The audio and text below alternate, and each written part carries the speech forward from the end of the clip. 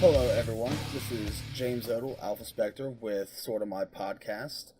Before we get started here with Camron Johnson, I'd like you guys to go over and like Sorta My brand and our nerd news page, Sorta My Comic on Facebook. Camron, where can they find you on Facebook? Facebook, you can follow my fan page, it's Camron Johnson Illustrations. You guys can also subscribe to the Sorta My brand YouTube page and follow Sorta My Podcast on Instagram and Twitter.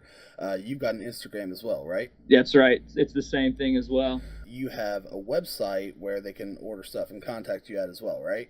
Yeah, you can catch me on my own page. It's www.camronjohnson.com.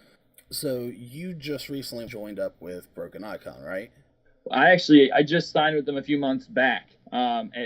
We met up at Kansas City Planet Comic-Con. I had been submitting my book, did some research, picked up some of the books that Broken Icon has out, and decided I'd give them a shot and submit my book. And sure enough, we hit a note and met up at Kansas City, and here we are now. Cool.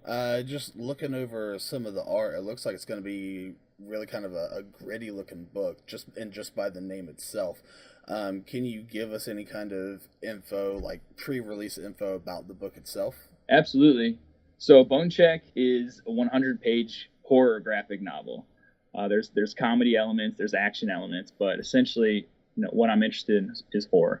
And like you said, my art, it's more graphic in nature, and I feel Bonecheck is a real testament as to what I want folks to experience when they're looking at my artwork. It's absolutely bonkers. It tells the story of nonsense-riddled, never-ending nicknamed hunter. He's a bounty hunter, and he owes an ancestral bar tab to a saloon. And so this tab's been passed down from generation to generation, and it's up to him and generations before and after him that are to take away at least a portion of this tab. But unfortunately, the saloon is ran by a family of angels who are using him as a means to eradicate the evil that is taking over the mortal realm. So really, it's just a nonstop ride through taking care of business. Really, it's going to be an interesting ride. I'm excited for folks to check it out. I can't quite get into too much other than you're going to have a good time reading it. Okay. And then that is going to be debuting at Tricon, correct? That's right. Yep, that's right. June 2nd, Tricon. It's in Huntington, West Virginia. And I'll be getting out there from I live in the Midwest, and it's going to be a good show. Okay. Awesome. What kind of led you to wanting to be an artist, like growing up? What was your first experience drawing that you knew this was what you wanted to do? I came across a book called Scary Stories to Tell in the Dark. Yeah, it's Stephen Gamble. He's an amazing illustrator, and every turn of the page in that book kind of shocked me a little bit. So I thought that was awesome. I went from reading children's books straight to horror stories. So you're really going to pick up a little bit of that in Bonecheck, where it's totally nonsensical, and the comedic value plays really quick, and it's just satisfying to read. I wanted people to essentially read this and feel like nothing's as complex as it needs to be, but I think they're going to find some intricate things within the book that can appeal to anybody kind of reading it. There's nothing quite like the imagination of youth, right? And so I can't seem to get rid of that. So, as I'm getting a little older, I'm bringing in more mature elements. This book's definitely not for the faint of heart. There's a lot of killing, a lot of blood, but it's definitely a joyride. I'm all about receiving that double take or that reverse page flip to go back to see exactly what just happened. I like everything high octane, fast pace. I'm wanting folks to hit the 100-page mark and just kind of want to start back over again. I'm really wanting them to experience this as a whole. So, okay. I've noticed, like, going through some of the art and some of the things that you've put on your Instagram page, you have a very diverse art style. Like, you can go from almost completely imitating Mignola with your Hellboy to, like, Oriental style with the Wolverine cover you did. How have you been able to, like, hone your skills to have such a broad, I guess, art technique, or go from one to the other?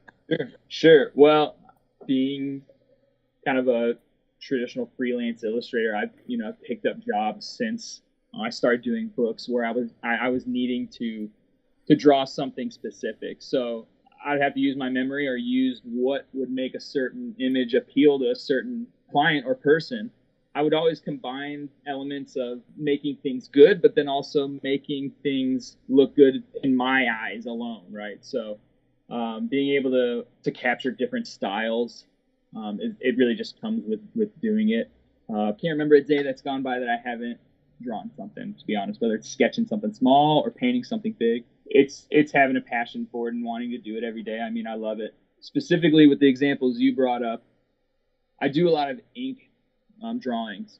The majority of the time, I'm really not sketching much with pencil, unless, of course, I'm needing to convey something really specific. But ink is brutal. It really plays a part in all of my artwork. It tells total honesty. You can Photoshop things. You can add white ink on top of it after it's dried, but in the beginning, it's kind of relentless. Once you make a mark, it will be there until the end, until you take the time to fix it. And I'm super impatient. So when it comes to stuff, you're going to see fast, quick line strokes, and you're also going to see a lot of hatch work.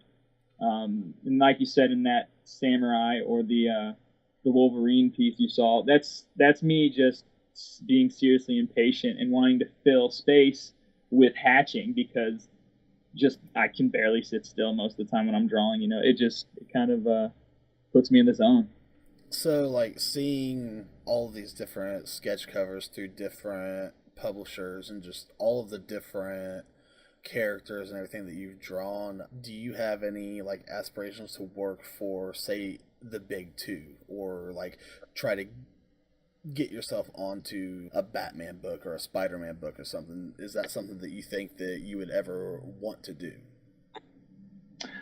Oh, I mean, I think if you're doing comics and you're not always thirsty for those big two, or even larger known independent brands, I'm really, I want to make comics and draw art in comics for the rest of my life. So if that's how I can do that, by doing characters through those publishers, by all means, like, I'm willing to tell a story. I'll never draw something I just totally don't like. Right. So when you see all those sketch covers, those are commissioned through Comic Cons and people who enjoy my style. And they want to see characters that they adore or that they favor over others. They want to see it depicted in my style. So for me, like, that's just the coolest thing, that they can pick out my style from a sea of talent and amazing artwork. Everybody there on Artist Alley, it's incredible to see. It's a spectacle when you go, because it's just sheer difference. Everybody is totally doing things a different way. So when somebody, like, comes and checks out my style, by all means, if the big two, you could say, or if anybody of any industry or publisher sees something in my style, that means the world to me. So yeah, of course, I'd love to work. We know you've got Bonecheck coming out June 2nd. Yeah. Do you have plans for any other stories or anything that you've come up with on your own? Yeah. So Bonecheck's it's created, written, illustrated, did all the lettering. I did all the coloring. It's been my baby for like 2.5 years now, and I'm ready to let this thing go through Baroque and Icon. But as far as more books and more stories, this book has the next 2 100-page books completely plotted out, and in between each of those releases, I have mini comics, 26-page one-shots that refer back to past generations in this character. So I really set some time into this thing, and I'm really excited about it and its longevity. The story itself has this aesthetic that things won't end anytime soon, yet there will be an end. There's got to be a means to an end, but he's got to go through a hell of a ride, that's for sure. But Bonecheck, I've got a few other titles. I've got a title called Thy Neighbor I've been working on. That's in the works now. I published that a few years ago through my just self-publishing, and it's a 3-part series. I'm still working on that one. I actually work in children's books as well. This is very different from a children's book, keep that in mind, but I do that as well. I enjoy them. And I also have a few books that I've done a lot of cover artwork for, some horror novels. And as far as what I've been working on now, it's pretty much staying Bonecheck. So once this thing hits the ground, I'm putting everything I've got into finishing more, so folks can keep reading and seeing what's next on the plate. Okay. It sounds like you've got a really long-term plan for this one, and me personally, I'm a sucker for a nice beefy hardcover. Sure. And I'm kind of all about that too, the physical copy of things and how it feels in your hand. And this book really does feel, I want it to play like a movie essentially in your head. All pop culture relates back to comics and storyboarding and movies. It's all just comes full circle. So I'm wanting you to experience it like that, and to have a large trade or an omnibus eventually one day. I've got goals, and that's definitely one of them. The color scheme to this book, it's a unique one. I'll give it that word, because I'm pretty much strictly sticking to a certain palette. I'm wanting the world to just look completely ablaze and on fire. And on the next book, I want things to change up as well. So every time something new comes out with Bonecheck, I'm wanting it to catch someone's eye out. Right now, let's go ahead, take a quick break for a word from our sponsors at Tricon. Where is Odle at, man? I don't know, man. He's always talking about how he needs to be out of here by a certain time. We make accommodations. It's already 7:30. I know. Whoa! Guys, we had such a blast. What are you talking about? Did you just come out of the portal? Yeah, I think we're skipping over that fact. Oh, there's no time for that right now. That was uncalled for. Guys, Tricon. Oh, okay. What is that? Is that a Comic-Con? It is the Tri-State Comic Book Convention, June 2nd, Huntington, West Virginia, Big Sandy Superstore Arena. Okay, well, these comic book conventions are always money pits, man. Can we really afford that? No.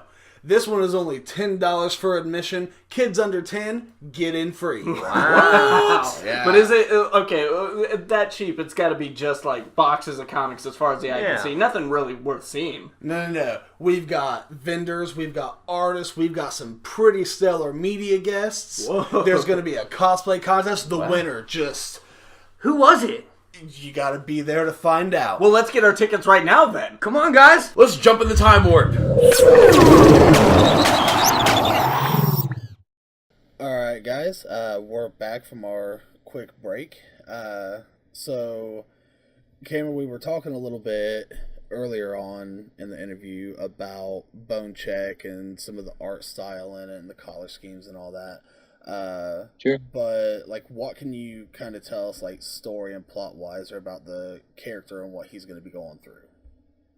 Yeah, absolutely. So, like I said before, he's a bounty hunter, and he's stuck in this drunken stupor at this bar. And essentially, he needs to repay this debt that he owes the saloon owners. And how he does that is takes out bounties, or carries out missions to receive a credit. And in this first installment of the story, there's a missing persons report, and it's in a nearby town, and there was a clue or a strike of evidence given that there's a motel that may be responsible.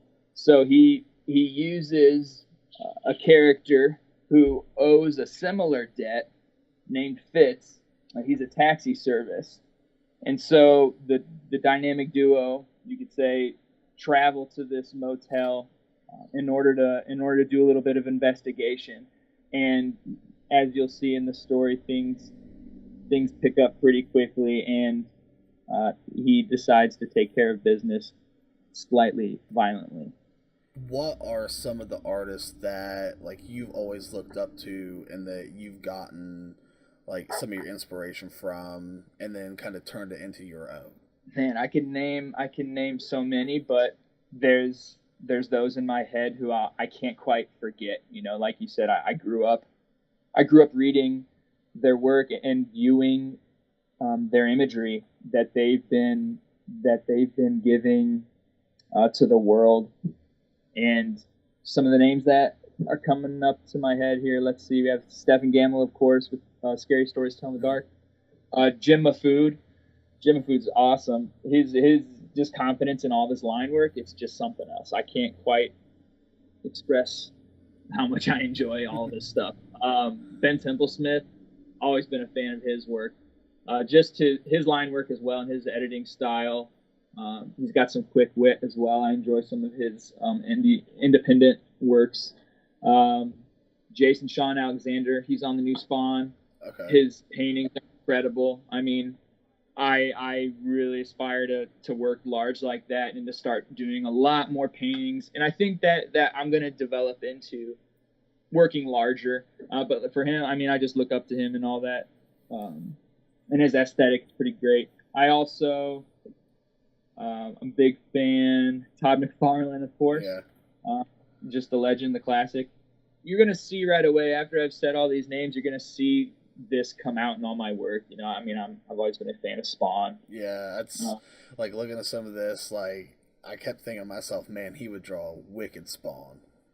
Yeah, and it's just almost too much up my alley, you know, so I had to, like, find out how do I create this realm? Like, how do I create something that has just this punch, like, you know, like my favorites out there? And sure enough, it was just kind of creating your own. Like, it's just diving into something. Big fan of Greg Capullo. God, he's awesome. He was my first convention was Chicago Wizard World, and I was a freshman or a sophomore in high school. And I took art seriously my sophomore year, and it was after I met Greg Capullo.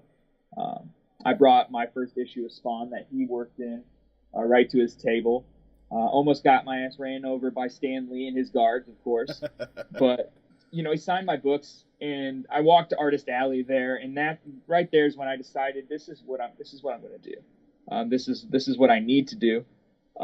And so, yeah, those artists, wow, I mean, you know, you can't say too much else about them other than they're awesome. Right.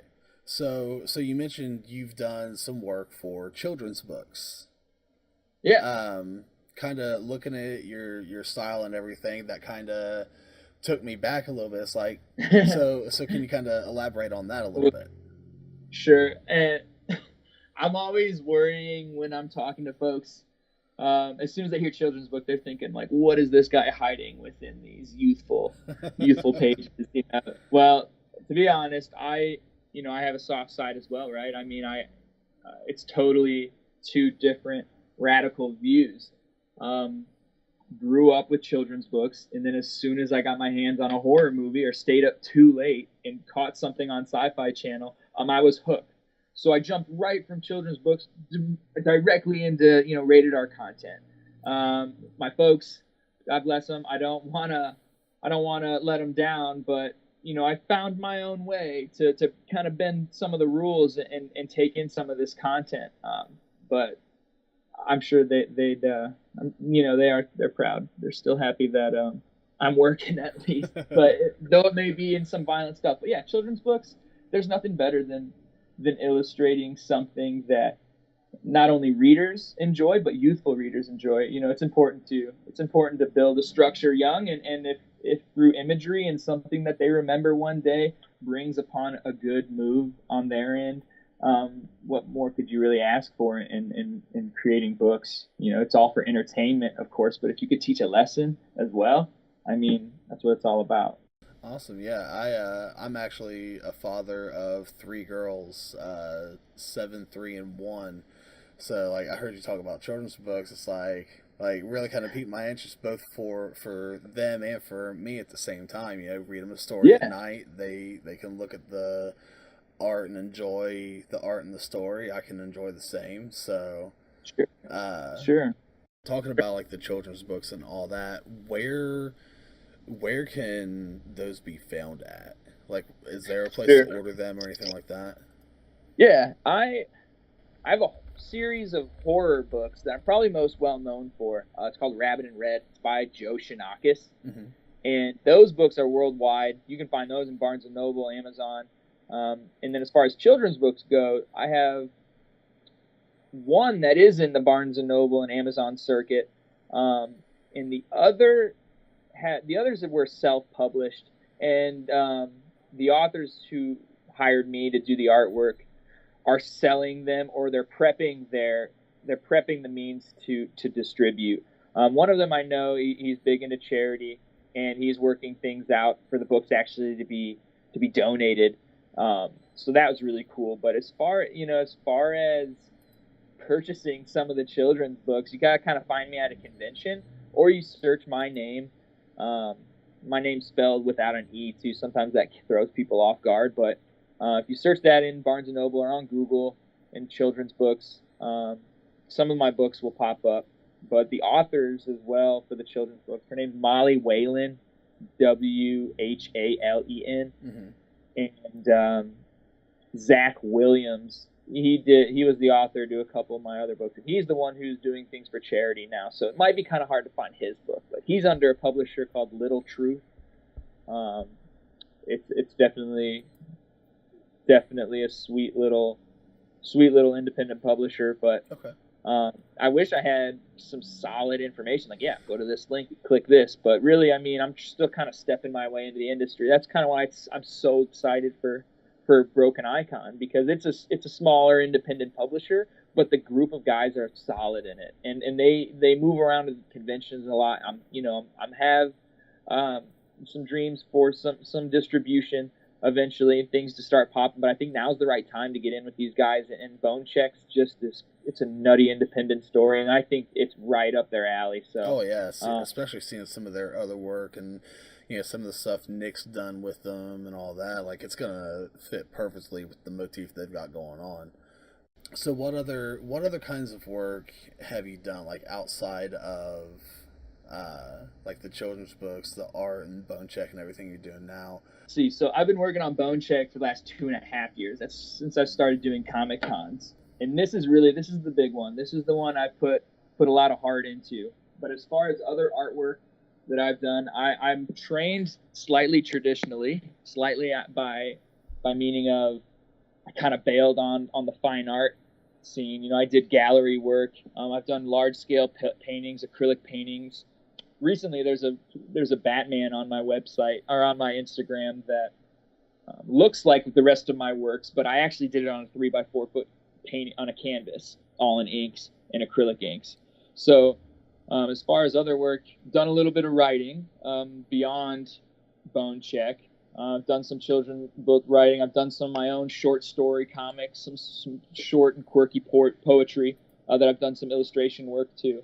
So I've got a bunch of little secret projects in the work along with the rest of Bonecheck, but really I've always been dead set on book illustration, dead set on it. So everything I've done has been with the mindset of eventually wanting it to be in between the cover of a book. So Okay. I don't know if you've ever been to Tricon. Oh yeah, I've been 3-4 times now. Oh man, what's it like, dude? If you don't mind me asking, like, what do you think of that show? I love it. Like, it's one day, so like it really feels like it takes a lot of the stress off of the people there, and they've got the artist alley.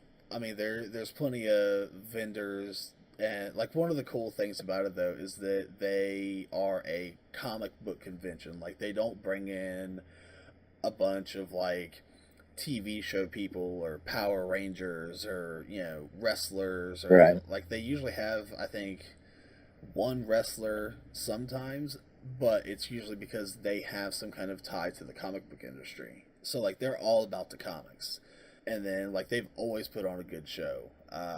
There's always a really good turnout. The people there, like, I've never had a bad experience. Cool, man. Well, that's exciting. Like, I can't wait. I'm a little bit further out. I'm from Illinois. Okay. So me and my wife are gonna figure out our travel plans. We're gonna get there, and no, man, should be a great time. Meet you in person. Appreciate everybody giving this a listen.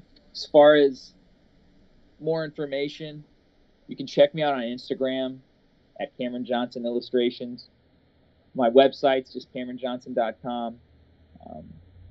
Facebook as well. You can find me on there. But really, I'm just hoping folks get psyched. I'm going to be posting a few more teasers and a little more motion captured imagery and a little bit more content as the date gets closer. But Bonecheck's releasing on June 2nd at Tricon in Huntington, West Virginia. Published through Broken Icon. It's a great group of guys, and what comes with that is a great set of books. So, I really enjoy their content and what they're about as an independent publisher, and I'm stoked to be a part of it. So I cannot wait for that date, and if anybody is out at that show, which I'm sure there's going to be quite a few, stop by my booth, stop by the Broken Icon booth. I'm going to be there signing books and enjoying the release, and I hope everybody enjoys it as well. Once again, in case no one caught it anywhere during the conversation, Cameron is going to be at Tricon. That's the Tri-State Comic Book Convention in Huntington, West Virginia, at the Big Sandy Superstore Arena on June 2nd. Admission is $10. Kids get in for free if they're under 10. Thank you very much again for the interview and your time. And I can't wait to actually meet you in person at the convention. Yeah, it's a pleasure. Thanks for having me on.